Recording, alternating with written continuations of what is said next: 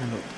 हाँ भाई दोस्तों आज ਤੁਸੀਂ ਵੈਕਮ ਦੇਖ ਰਹੇ ਆਟੋਮੈਟਿਕ ਫੁੱਲੀ ਆਟੋਮੈਟਿਕ ਇਹਨੇ ਆਪੇ ਕਲੀਨਿੰਗ ਕਰੀ ਜਾਣਾ।